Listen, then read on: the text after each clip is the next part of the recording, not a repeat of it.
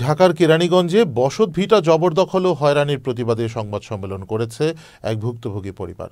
রোববার দুপুরে উপজেলা সুভাট্টা পশ্চিম পাড়া রতনের খামার এলাকায় নিজ বাড়িতে এই সংবাদ সম্মেলনের আয়োজন করেন ভুক্তভোগী পরিবারের সদস্য বিউটি আক্তার।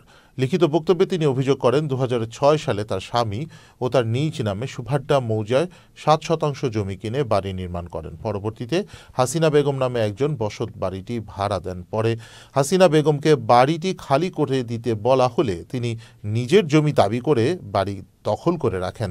বাড়ি উদ্ধারে প্রশাসনের সহযোগিতা কামনা করেন তিনি। সংবাদ সম্মেলনে ভুক্তভোগী পরিবারের অন্যান্য সদস্যরা উপস্থিত ছিলেন।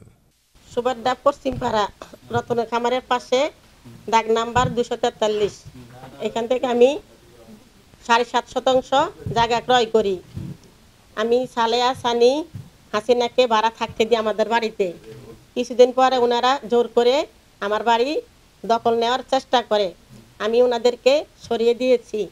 সরিয়ে দিয়ে আমি বিজ্ঞ আদালতে আমি মামলা করি। মামলার করার পরে আদালতে আমার কাগজ সঠিক দেখছে, দেখার পরে আমাকে মামলার রায় দিয়েছে। এখন আমি প্রশাসনের তারপরে সরকারের সহযোগিতা চাই, যাতে কখনো আর কেউ আমার হয়রান না করে এবং আমার বাড়ি দখল নেওয়ার চেষ্টা করতে না পারে।